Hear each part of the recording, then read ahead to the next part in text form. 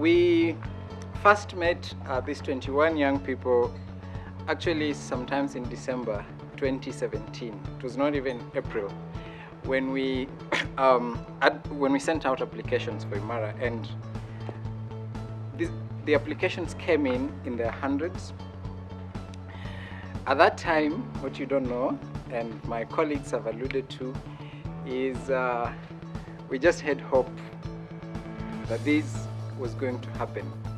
Beyond that hope, there wasn't much, really. And that's why, again, I have to join my colleagues Nerima and Gabriel in really thanking you, Margaret and Ford Foundation, for believing in us, working with us, and to the extent that we can now see this happening.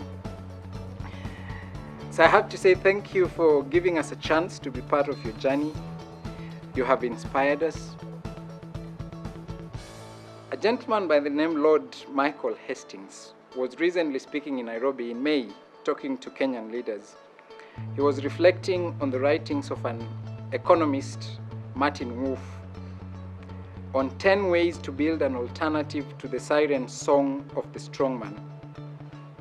Essentially, how to retain a politics and a public system that makes sense in this era where citizens are losing faith in democracy and governments, where citizen participation is dwindling, where people feel excluded, and to quote Nerima in her recent article, where increasingly systems appear designed especially towards the youth to keep them unseen and unheard, irrespective of how gifted they are. In a situation where politics and public debate is noisy and messy, and where the rising politician is not a rational man who thinks through issues, but a strong man who effectively whips emotions. So many of us can barely make sense out of the noisy mess that is our public space today, the shallowness of our public debate. Media does not write meaningful headlines. They go for screaming headlines. Politics and political platforms are barely about policy, but rather about rehearsed scripts, focusing on how a politician is likable. In public debates, opinions are passed as facts. Information is weaponized. There is just so much noise in the generation that we are currently living. The dysfunction in itself is a noise to a young person, because you go to school, and then after that you meet the reality of joblessness. You get a job, the pay is not good. You get a pay, the cost of life is very expensive. So there is just so much noise in how our systems work. You get attacked, you call a police officer and they tell you, please fuel the car, so that we go to arrest a suspect. So in such circumstances, it is easy, even reasonable, to choose to focus on your own growth as a young person and relegate public issues to the periphery. And so many times, decisions that will shape our future and shape the future of our children are made without our participation and without our input as young people. For example, today we have an entire debate in this country about changing the education system. I don't know how many of us are invested in understanding, like, what is this that is actually being rolled out. And when I say participation, I mean paying attention, questioning, participating, a willingness to go beyond knowing what is happening to actually want to do something about it. And I know we are pressed with our own challenges. It seems unfair to expect you, a young person who might be unemployed, not to use your time to drop your CV, but instead to question a bill that is before a county assembly. It's unfair to expect you as a young professional. You're pressed with deadlines, and still we expect that you will also debate about healthcare. But what you must know is that when sense and reason exits the public square, noise will take that position, as it has substantially. And so personally, I believe that whenever you feel that something is not going right, it is a call for you to do something about it. To either speak or walk into that space and just do it yourself. Let me quote an American president. This is a speech done in 1910 by Theodore Roosevelt.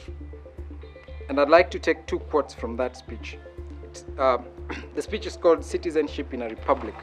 And he says, "The poorest way to face life is to face it with a sneer, a cynical habit, a thought and a speech, a readiness to criticize work that the critic himself is not willing to try, an intellectual aloofness that will not accept contact with life's realities.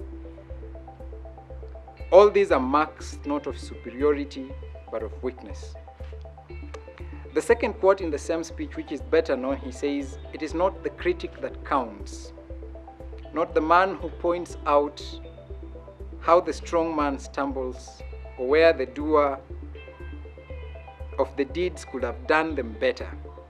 The credit belongs to the man who is actually in the arena, whose face is marred by dust and sweat and blood, who thrives valiantly, who makes mistakes, who comes short again and again, because there is no effort without error and shortcomings, but who does actually strive to do something, who knows great enthusiasms, great devotions, who spends himself on a worthy cause, who at best knows in the end the triumph of high achievement, and who at the worst, if he fails, he at least failed daring greatly." There are two things in those quotes that I wanted our fellows to take home. And one is that cynicism, intellectual aloofness and elitism is not a mark of strength, it's a weakness. And you shouldn't be weak, no matter how gifted, no matter how learned you are. So essentially, if you are blessed with knowledge, do not use that knowledge to exclude yourself from the reality of the commoner. And that whenever you feel that your efforts and strengths are better used in the service of your own growth and not the advancement of a common good, then that is a weakness, and you have to question yourself at that point. And that losing hope and being cynical about your country is a sign of weakness. And so my prayer for you is that we will not be weak, that we will commit our lives to seek the growth of others just as we seek our own growth, and that we will keep a cautious optimism about our country no matter how bad things appear to be. The second thing in the same quote that I'd like you to take is that do something. Spend your sweat and blood on something. Think about one more person other than yourself. Try, fail, and try again. To be more direct, and here I'm not just talking about to our fellows, I'm also talking to somebody who knows themselves. I'm urging you to get involved in the public square. If there is something you don't like about our nation, and if you want that thing to change, you have to do it yourself.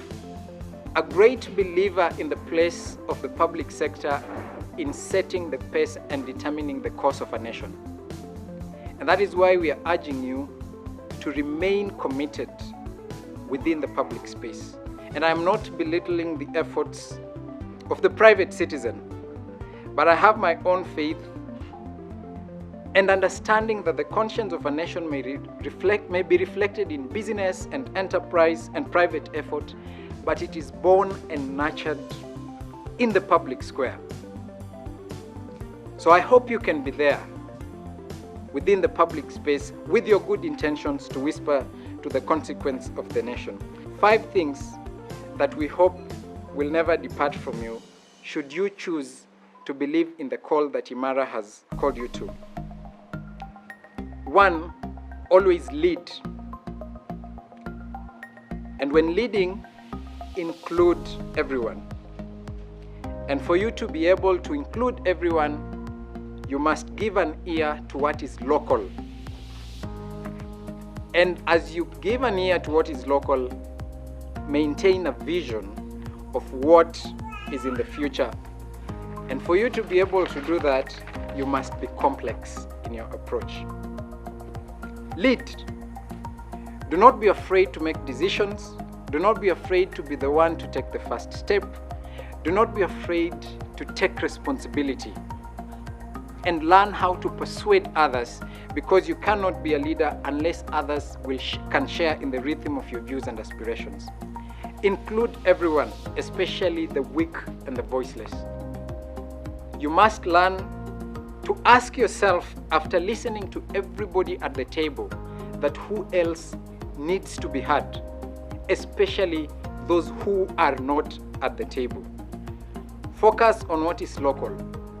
Imara has taught you to walk into communities, not to impose your understanding on how best to solve affairs, but to listen, because most of the time, communities understand their own problems and have their own solutions. Keep a vision that transcends now, that imagines ages and generations into the future, and be complex. Analyze, learn, question the depth of issues. Do not fall for the allure of simplicity that is characteristic of our generation, because public issues is a balance of interests of many people, and that cannot be realized through cheap rhetoric that our politics is becoming today. Now finally, I have a beautiful young sister. Her name is Sheila. She's a student in Poland, and she likes poetry and art, and she also likes to call me when she wants to cry, especially about a boyfriend. If you walk into my house, I have one painting, and Sheila got me the painting. Sheila also introduced me to Power 254 a while back, and where I met for the first time public affairs and politics expressed in poetry and spoken word. So recently, actually, just about 2 weeks ago, I was talking to Sheila, and she was telling me something about a book she's reading. The book is called The Tea Planter's Wife by Dina Jeffries. And the cover of the book has a phrase, which is what made her buy it. The phrase is, "How many secrets does it take to break a marriage?" So that is what intrigued her to buy the book. So I asked her, "Why are you reading it?" And she gave me, a lot of answers, but whatever she was telling me is, I'm preparing to be married. But then she also told me something within the same breath. She said, sometimes in the quest of her preparing for what is ahead, she felt that she feels too much. She bothers too much. And all around her, it's like the world doesn't fancy that anymore. That there's too much shallowness. And people seem to just do well with it. I told her this, and this will also be my last words to our fellows today. Feel a little more. Worry a little more. Bother a little more. And do a little more. Because in this journey of life, a little more is what distinguishes which footprints remain to be seen long after we all have done the work. I wish you well in your journeys, and may God bless us.